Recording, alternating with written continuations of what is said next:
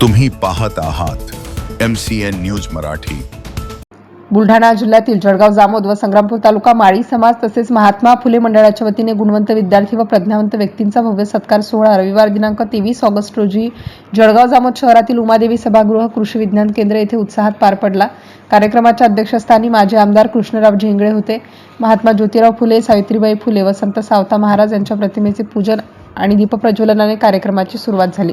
प्रमुख मार्गदर्शक ललित काळपांडे यांनी 10वी-12वी नंतरच्या शिक्षणाच्या विविध संधी, व्यावसायिक व तांत्रिक शिक्षण तसेच करिअर निवडीबाबत विद्यार्थ्यांना मार्गदर्शन केले। अकोला येथील नेत्रतज्ञ डॉक्टर निलेश श्रीकृष्ण वानखडे व डॉक्टर नेहा निलेश वानखडे यांचा समाजभूषण पुरस्काराने सपत्नीक गौरव करण्यात आला। तसेच 7 डॉक्टर, 2 चार्टर्ड अकाउंटंटसह सुमारे 250 गुणवंत विद्यार्थ्यांचा प्रशस्तीपत्र व रोख रक्कम देऊन सत्कार करण्यात आला। समाजातील गुणवंत विद्यार्थी व विविध क्षेत्रात उल्लेखनीय कामगिरी करणाऱ्या व्यक्तींना प्रोत्साहन देणे हा या उपक्रमाचा उद्देश असल्याचे डॉक्टर स्वातीताई वाकेकर यांनी प्रास्ताविकातून सांगितले। यावेळी माळी महासंघाचे प्रदेशाध्यक्ष अर्जुन तिखे, उर्मिलाताई इंगळे, प्राध्यापक भाऊसाहेब इंगळे, ॲडव्होकेट ज्योतिताई ढोकणे यांच्यासह विविध क्षेत्रातील मान्यवर विद्यार्थी, पालक व समाज बांधव मोठ्या संख्येने उपस्थित होते। कार्यक्रमाचे सूत्रसंचालन डॉक्टर सुपडा इंगळे व दीपाली इंगळे यांनी केले तर आभार प्रदर्शन ज्ञानदेव राजनकर यांनी केले। कार्यक्रमाच्या यशस्वीतेसाठी महात्मा फुले मंडळाचे पदाधिकारी व कार्यकर्त्यांनी परिश्रम घेतले। गुणवंत विद्यार्थ्यांचा सन्मान आणि करिअर मार्गदर्शनामुळे हा सोहळा समाजासाठी प्रेरणादायी ठरला। MCN न्यूज मराठी करिता ज्ञानदेव राजनकर, जळगाव जामोद। उजळून निघाले। आपल्या केवळ समाजापुरते या महात्मा फुलेंचं कार्य नव्हतं तर सर्वच बहुजन समाजाला त्यांनी पुढे आणलेलं आहे। त्यांना प्रगतीचे द्वार, विकासाचे द्वार उघडून दिलेले आहेत। म्हणून समाजाची खरी प्रगती ही केवळ उंच इमारती नाही तर त्या प्रत्येक माणसाला, कारण मुलांना 10वी पर्यंत जेव्हा शिकतात, 10वी पर्यंत घरीचे शिकलेले असतात, आई वडील, शाळेचे शिक्षक, क्लासेसचे शिक्षक यांनी सगळं करून घेतात। आणि आपल्या देशाचे जे अभ्यासक्रम जे आहे 10वी पर्यंतचे किंवा पुढचे 10वी पर्यंत 8वी पर्यंत फेल करून देत नाहीत, त्याला लिहिता येऊ नाही। म्हणजे ही सध्याची विदारक परिस्थिती होत आहे ती कदाचित असं म्हणतात की कधी कधी शिक्षण पद्धती त्याच्यामुळे होत आहे की नापास करू नका, पुढच्या वर्गात ढकला। म्हणजे मला असं ते आपण जेव्हा शिकलो, जे सध्या 45-50 या एज ग्रुपमधले आहेत किंवा त्यापेक्षा ज्येष्ठ आहेत, तेव्हा कोणत्या वर्गात फेल होत होता विद्यार्थी? पहिल्या वर्गात सुद्धा नापास। आता 8वी पर्यंत कोणी फेलच होत नाही। पण बऱ्याचदा अशी परिस्थिती पाहायला मिळते की तो मुलगा 10वा वर्ग पास झालेला असतो, आर्किटेक्ट व्हायचं, इंजिनियर व्हायचं, IIT मध्ये जायचं, एम्स मध्ये जायचं, डॉक्टर व्हायचं।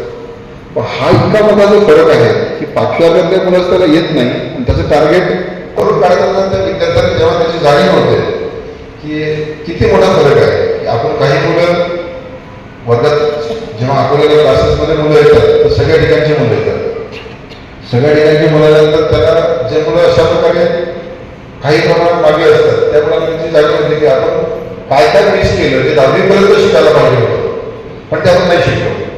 माझ्यासोबत एक मुलगा बसतो, त्याचं उत्तर लवकर येते, त्याला गोष्टी लवकर कळतात, मला उशीर लागतो, माझ्या चुका होतात। तेव्हा त्या मुलांना डिफरन्स दिसतो की नेमका काय फरक आहे।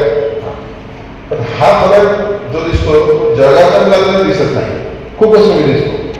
म्हणजे इथून जे मुलं येतात बरेचसे, म्हणजे आपल्या शाळेत येतात, सातपुड्याचे येतात आणि इतर शाळांमध्ये जे विद्यार्थी येतात ते विद्यार्थी बहुतेक आपल्या इथे सगळ्या शाळांमध्ये यांच्या 10वी शिकत असताना ज्यांना पुढे सायन्समध्ये करिअर करायचं आहे, मला तर असं वाटतं की केव्हीके पूर्ण जे आहे हे साहेबांच्या जवळ उभं झालेलं आहे।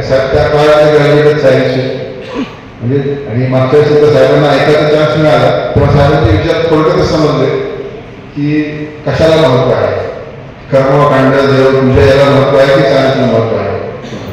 साहेबांनी मला वाटतं पूर्ण आपल्या आतापर्यंतच्या सगळ्या कार्यक्रमात उत्साहाने वाटत असतं तोच परिणाम 10वी नंतर 11वी-12वी आपण अकोल्याला जातो, हे पण त्याचं दिसलेलं आहे। कारण माझ्या लाईफमध्ये त्याचं खूप महत्व आहे।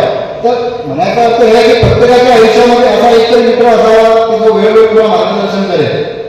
आई वडील असावे त्यांनी 100% तुमच्यावरती भरोसा ठेवला आहे, नाही त्यांना कन्फ्युजन नसायला पाहिजे किंवा माझा मुलगा इकडे काय करेल। बोलणारे खूप आजूबाजूला असते पण फक्त आई वडील तुमच्या पाठीमागे खंबीर घेऊन उभे असतात। पहिली गोष्ट ती। दुसरा गोष्ट असा कोणतरी मित्र असावा किंवा मित्र मैत्री जे काय असेल आपल्याजवळ मित्र मैत्री असायला पाहिजे, त्यांनी तुम्हाला वेळोवेळी व्यवस्थितपणे मार्गदर्शन सुखदुःखामध्ये जेव्हा तुम्ही आउट ऑफ टाउन असता किंवा आउट ऑफ तुमच्या स्टेट मध्ये असता, इथं जाऊन आपण जळगावच्या बाहेर आपल्याला जातात, मुंबई पुण्याला जातात, तिथं तुमच्या आई वडिलांचा फक्त एक तुमचा आशीर्वाद तुमच्या सोबत असतात किंवा मोठ्या व्यक्तीचे आशीर्वाद सोबत असतात. पण तिथं तुम्हाला सर्व प्रत्येक स्टेप बाय स्टेप तुम्हाला जो हेल्प करतो तो तुमचा मित्र असतो किंवा मैत्रीण असते.